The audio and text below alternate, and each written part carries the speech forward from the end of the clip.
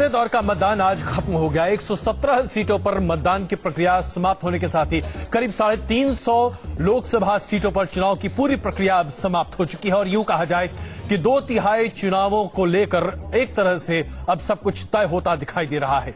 लेकिन आज चुनाव, मतदान, ये सब कुछ पीछे होता हुआ दिखाई दिया। अगर आज सुर्खियां कोई बटोर रहा है तो वह है सिर्फ एक शख्स, नरेंद्र मोदी। नरेंद्र मोदी ने आज वाराणसी से अपना पर्चा दाखिल किया। नामांकन का जो पूरा समारोह था, जिस तरीके से रैली निकलती हुई दिखाई दी, जिस तरीके से बड़ी संख्या में जनसैलाब नरेंद्र मोदी के पीछे आता हुआ दिखाई दिया, ऐसा लगा जैसे कि काशी की नगरी थम सी गई है। बाबा विश्वनाथ के मंदिर में, या यूं कहें कि उस नगरी में जहां बाबा विश्वनाथ का मंदिर है, वहां अगर कोई आज हुंकार भरता हुआ दिखाई दिया तो वह है नरेंद्र मोदी। कांग्रेस पार्टी को यह बिल्कुल भी गवारा नहीं गुजरा। कांग्रेस पार्टी ने चुनाव आयोग के सामने इसकी शिकायत की कि जब मतदान चल रहा हो तो क्या इस तरह की रैली का प्रसारण होना चाहिए, क्या इस तरह की रैली को आयोजित किया जाना चाहिए, क्या यह शक्ति परीक्षण नहीं है, शक्ति प्रदर्शन नहीं है। जाहिर सी बात है, नरेंद्र मोदी और भारतीय जनता पार्टी जानते थे कि वो क्या कर रहे हैं। आइए आपको दिखाएं किस तरीके से काशी में आज बड़ी संख्या में लोग उमड़े नरेंद्र मोदी के समर्थन में।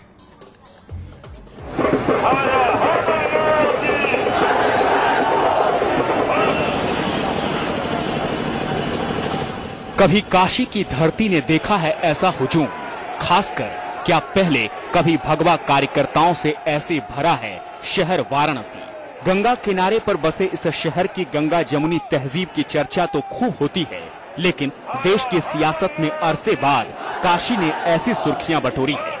पहली बार ही बनारस की धरती से प्रधानमंत्री पद का कोई दावेदार चुनाव लड़ रहा है। वाराणसी की कोई सड़क नहीं जहां अपने चहेते नेता को पीएम बनते देखने की दीवानगी न दिखी हो। आज यहां आने के बाद लगता है कि न मुझे किसी ने भेजा है, न मैं यहां आया हूं, मुझे तो मां गंगा ने बुलाया है। इस भारी जन सैलाब के बीच गाड़ियों के काफिले के साथ नरेंद्र मोदी धीरे धीरे आगे बढ़ रहे थे। उनके काफिले के साथ बनारस की सड़कों पर भगवा कार्यकर्ताओं की तादाद भी बढ़ती ही जा रही थी। अपने समर्थन में उमड़े इस भीड़ के आसरे शायद नरेंद्र मोदी ने अपने विरोधियों को बनारस में अपने सियासी धाक भी दिखा दी है। मोदी की लहर थी, भाजपा की लहर थी। ये लहर मोदी जी के नामांकन करने के साथ ही सुनामी में परिवर्तित हुई है और इस लहर के कारण सपा, बसपा, कांग्रेस तीनों का सफाया उत्तर प्रदेश में निश्चित है। विरोधियों को धूल चटाने का दावा करने वाले मोदी ने बनारस में अपने समर्थन को और पुख्ता करने के लिए कोई कसर नहीं छोड़ी। इस दौरान वो रास्ते में महापुरुषों को भी याद करना नहीं भूले। स्वामी विवेकानंद की प्रतिमा पर फूल चढ़ाकर आशीर्वाद लिया और फिर बीएचयू में प्रवेश कर मदन मोहन मालवीय की प्रतिमा तक भी पहुंचे। यहां पहले से ही मोदी को पीएम बनाने की अपील के साथ भगवा टोपी पहने सैकड़ों कार्यकर्ता मौजूद थे। मोदी स्टेज पर चढ़े, मदन मोहन मालवीय की स्टैच्यू पर माल्यार्पण किया और अपने ही स्टाइल में समर्थकों को धन्यवाद भी दिया।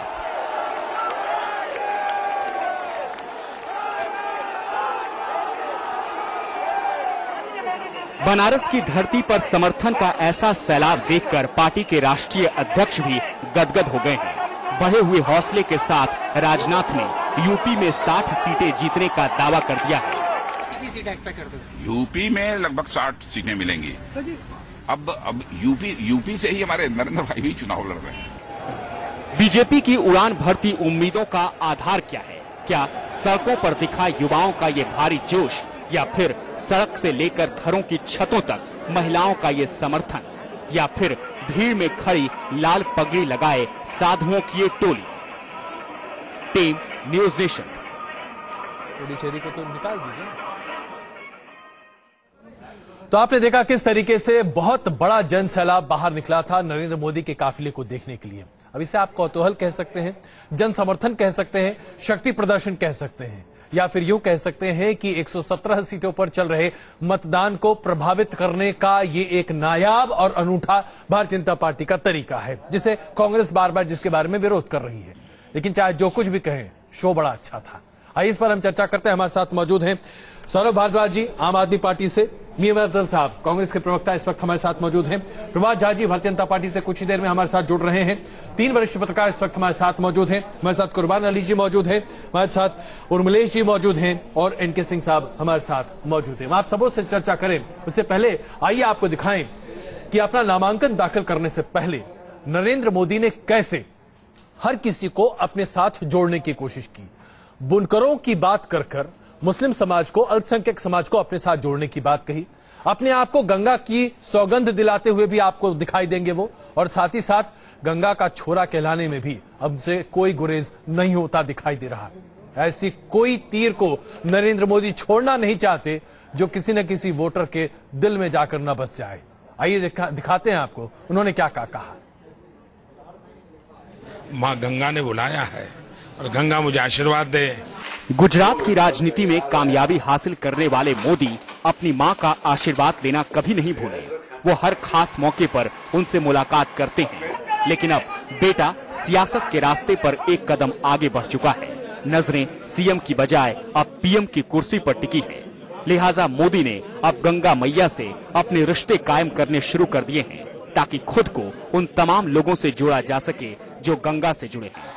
जनसैलाब के साथ बनारस की सड़कों पर मोदी ने अपना शक्ति प्रदर्शन किया और फिर पर्चा भरने के बाद मीडिया से जिक्र करते हुए मां गंगा से अपना नाता बताया।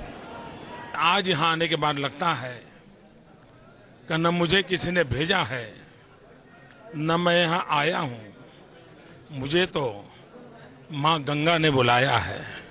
और एक बालक जैसे अपनी मां की गोद में वापस आता है, वैसी मैं अनुभूति कर रहा हूं। गंगा की गोद में पहुंचे मोदी यहां भी अपनी मां से आशीर्वाद लेना नहीं भूले। मां गंगा मुझे शक्ति दे कि मैं उससे भी बढ़कर के सारे विश्व में मेरी मां गंगा का, मेरे इस काशी का जय जयकार हो, ऐसा कुछ करूं। दुनिया भर में बनारस और बनारसी साड़ियों का नाम है, लेकिन उसे तैयार करने वाले बुनकरों को भी मोदी ने दुनिया से मुकाबला करने का भरोसा दिलाया है।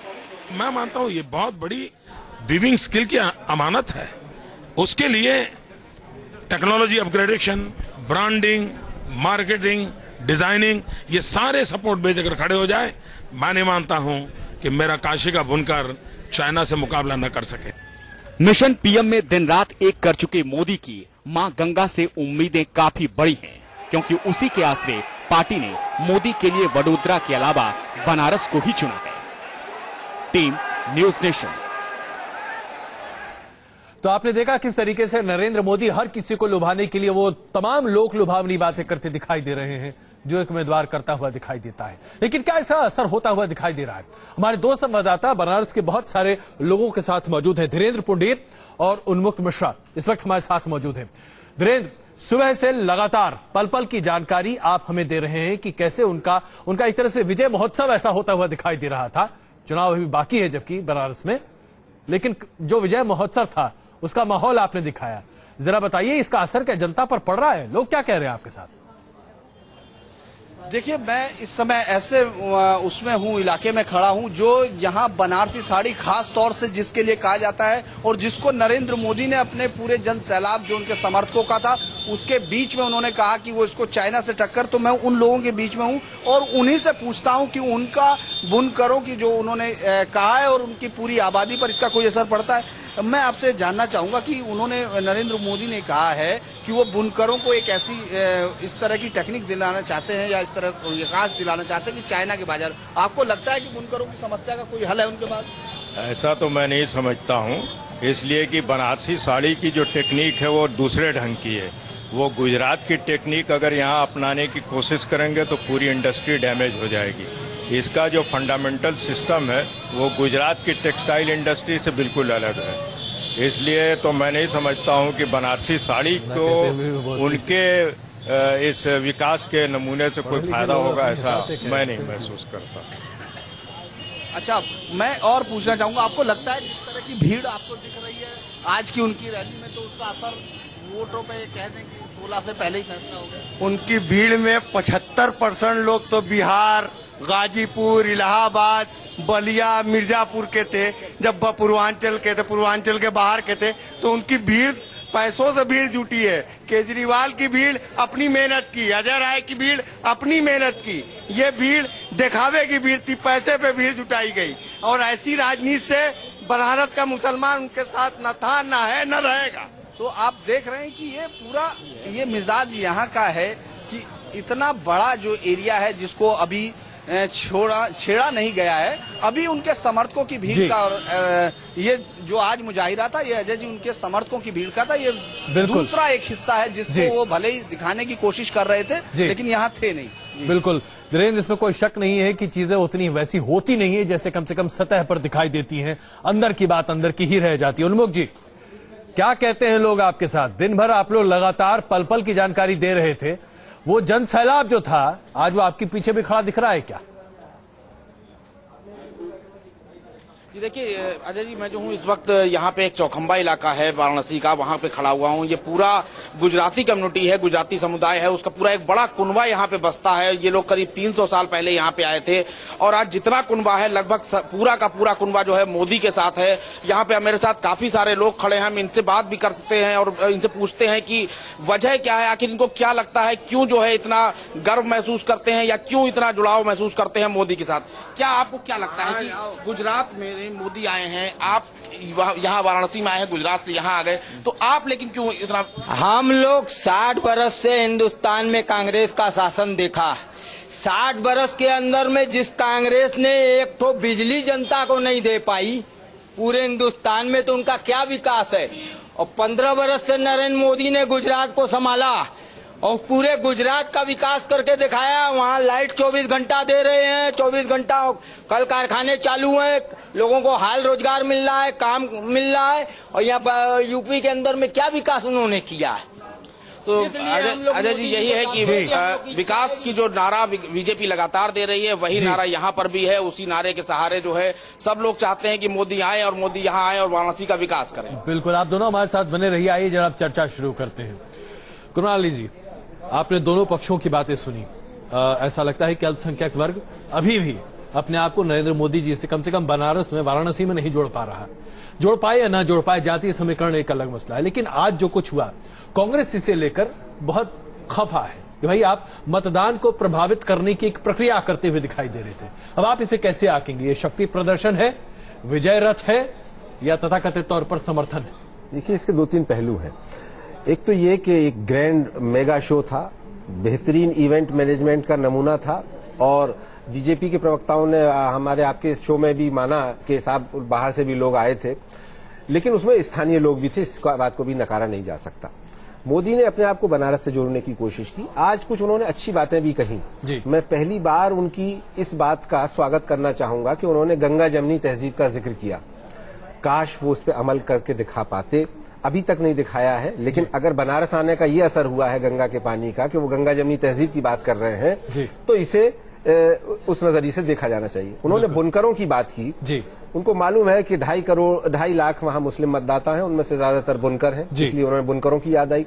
और उन बुनकरों का जिक्र करते हुए उन्होंने गुजरात के गरीब मुसलमानों का जिक्र किया जो पतंग बनाने के व्यवसाय में है। और उन्होंने कहा कि साहब मैंने उनके हालात बदल दिए हैं और अब मैं बनारस के भी हालात बदल दूंगा। अभी आपने देखा कि बुनकरों की बस्ती से जो प्रतिक्रिया आपके संवाददाता ने दिखाई वो आपके सामने है, उसमें कुछ कहने की जरूरत नहीं है। लेकिन फिर भी इस सब के बावजूद आज अपने इस शो का उन्होंने पूरा फायदा उठाया। 117 संसदीय क्षेत्रों में वोट डाले जा रहे थे, पूरे दिन खबर नरेंद्र मोदी बने रहे, वो खबरों में बना रहना जानते हैं अपने आप को। अपना मीडिया मैनेजमेंट किस तरह से कर सकते हैं ये भी वो बहुत अच्छी तरह से जानते हैं। तो पूरी तरीके से उन्होंने इस सिचुएशन को बहुत बेहतरीन तरीके से एक्सप्लॉइट किया। बहुत बढ़िया बनाया। सिंह साहब, आप भी यही कहेंगे?